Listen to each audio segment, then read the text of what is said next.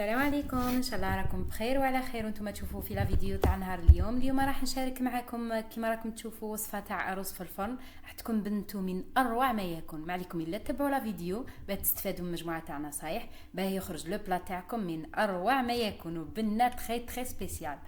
فوالا اللي اول مره يدخلوا القناه نقول لهم فضلا وليس امرا ديروا اشتراك في القناه وفعلوا زر الجرس باه يوصلكم جديد. دونك ابونيفو نو راتي با. دونك نبداو في لا روسيت. نحتاج فيها لي مورسو دو فياند ولا دو بولي كيما حبيتو وعلى حسب المتوفر. كيما شفتوا قليتهم تري بيان شويه تاع الزيت شويه تاع السمن ومن بعد درت دو كويير ا سوب لا طوماط كونسونطري.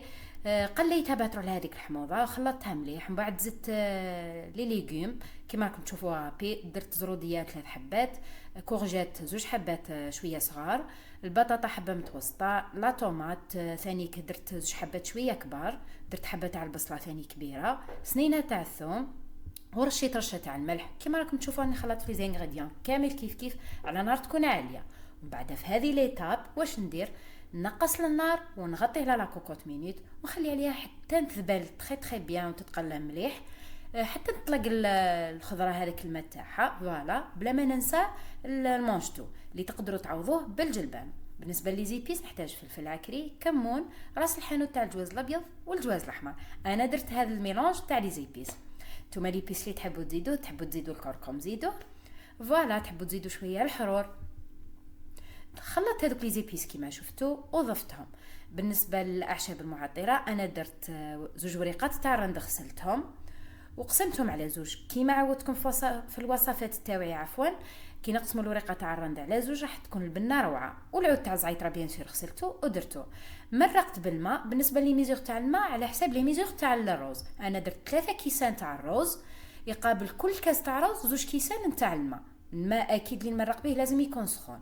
من جهه واحده اخرى حطيت المقله تاعي فيها شويه سمن وشويه نتاع الزيت، سخنتها مليح وغسلت هذاك الرز تاعي مليح ومن بعد خليته قطرته وحمصته في هذيك المقله مع 2 سنينات تاع ثوم اكرازي اون شيميز باه تكون البنه تاعكم مليحه وحطيتهم في سنيوه اللي تدخل للفرن. من جهه واحده اخرى كان اللحم تاعي طاب كما قلت لكم التمرق مرقت بكل كاس تاع رز يقابلوا 2 كيسان تاع ماء وكنت ضفت كاس واحد قيس ما طيب هذيك لا فياند ولا الدجاج. فوالا كنت درت كميه نتاع هذيك لاصوص بعد ما عقدت لي بيان سور خلطتها ومن بعد درتها في الفرن ومن بعد خلطتها باش الروز تاعي يجيني فيه هذوك لي ليغوم ما يجيش ابيض والفوق الخضره تبقى الفوق. فوالا ابي بخي تدي لكم واحد نص ساعه هكاك نقولوا طياب في كوشه على درجه حراره 150 درجه. من بعد ما ينشف لي شويه هذاك الرز من السوائل نحط لي مورسو دو فياند كيما راكم تشوفوا على الوجه وما نحكي لكمش على البنه روعه. هذه هي كانت لا روسيت تاعي تاع نهار اليوم. نتمنى ان شاء الله تعجبكم وتجربوها. نتلاقاو في فيديو اخر ان شاء الله. مع السلامه.